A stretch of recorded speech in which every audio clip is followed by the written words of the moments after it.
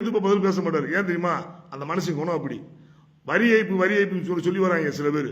அந்த வரி ஏய்ப்பு என்னன்னா, அரசு ஒரு வண்டி வாரம் வாங்குறோமா, அந்த வண்டி வாரம் வாங்கும்போது அரசு சில வரிகளுக்கு பண்ணி கொடுக்கும். அந்த வரிகளுக்கு முறைப்படி சட்டப்படி எப்படி அப்படித்தான் கேட்டாங்க. தவிர்த்து வரி ஏய்ப்பு பண்ண கிடையாது. வரி ஏய்ப்பு பண்ணது எத்தனை முதலமைச்சர் தெரியுமா? வேணாம், அவங்கள இறந்துட்டாங்க. அவங்க பேச நல்லா இருக்காது. அதுல தமிழ்நாட்டில் இருக்க ஒரு 3 சிஎம் டாப் 10 இருக்காங்க. எப்படி தமிழ்நாட்டு ஆண்ட முதலமைச்சர்கள் நான் யாருக்கு இறந்து போனவங்களை குறிப்பிட்டு பேசுற அவசியம் கிடையாது. அது தேவையும் கிடையாது. ஏன்னா வந்தார்கள், ஆட்சி ஆண்டார்கள், நல்லது பண்ணாங்க.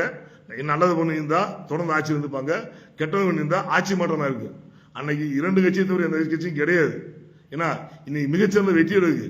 உச்சமான ஒரு நடிகர், உச்சமான வளர்ச்சி, மிகச்சிறந்த ஒரு தமிழை எல்லாம் சொல்லுவாங்க. நான் இலங்கை மக்களுக்கு போறோன்னே, இலங்கை பிரச்சனை தூக்கி வச்சு அப்படி மண்டையில வச்சு ஆடிட்டேன், பிரபலனோட நான் களத்தில் நின்று போறான்னே அப்படி சொல்லியிருக்காங்க. அதை சொன்ன பிறகு உலகத்தை விளை வைக்க.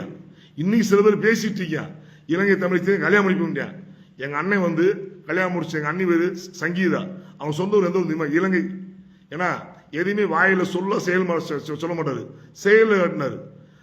2008 தலைவர் பிரபாகரன் இறக்கும் போது சரிங்களா, அவர் ஷூட்டிங் போயிட்டாங்க. ஷூட்டிங் போன பிறகு அன்னைக்கு காலையில் செய்தித்தாளில் செய்தியாது. அந்த செய்தியை பார்த்துட்டு அவர் எப்பயுமே ஷூட்டிங் கரெக்டாக 6 மணிக்கு ஷூட்டிங்லாம் போயிடுவாங்க. அவர் 8 மணிக்கு இந்த செய்தித்தாளை படிக்கும் போது பிரபாகரன் கொல்லப்பட்ட அந்த செய்தி கேட்டமே பேப்பரை மூடி வச்சுட்டு மிக கனத்த மனதோட அந்த ஷூட்டிங் கேன்சல் பண்ணிட்டு வெளியே போயிட்டார். அதுவே உணர்வு. இது நடந்த சம்பவம். இது நடந்த சம்பவத்துக்கு எடுத்துக்காட்டு யாருன்னா அந்த படத்தோட டைரக்டர், அந்த படத்தை வேலை யூனிட் ஆட்கள் எல்லாமே அதுக்கு சாய்ச்சிருக்காங்க. உங்களை மாதிரி போயிட்டு நான் பிரபாகரன் பேரை சொல்லிட்டு, கேப்டன் தலைவர் பிரபாகரன் பேரை சொல்லிட்டு 10 காசு பிறகு தின்னுக்கிட்டோ, அரசியல் பண்ணிக்கிட்டோ, வெளிநாட்டு மக்களுக்கு காசு வாங்கிட்டோ அவர் அரசியல் பண்ண கிடையாது. சரியா? அந்த பாண்டியன் ஒரு மனுஷன் பேசுறாப்புல.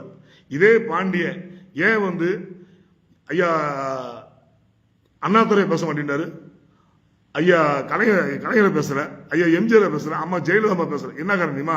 அவங்களாம் கரண்ட் பவர்ல இருந்தாங்க. இதே எங்க தளபதி 2020 ஆட்சியில் உட்கார்ந்தாருக்கு. இதே பாண்டியன் இப்படி பேசுற பாண்டியன் நாளைக்கு எங்க தளபதியை பத்தி அவரு தங்கமான மனுஷங்க, அவர் வைரமான மனுஷங்க பேசுவாங்க. அதுக்கு ஏன் தெரியுமா?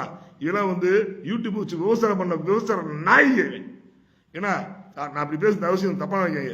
வயசுக்கு மூத்தாலும் தவறா பேசுற நோக்கம் கிடையாது. எங்க அண்ணனை எவன் பேசலாம் சிரித்தேன், யார் பேசலாம் சிரிச்சேன், கடவுளே பேசுனாலும் கண்டிப்பா எதிர்த்து கண்டிப்பா நான் கேட்பேன். அதுல எந்த மாற்றமே கிடையாது.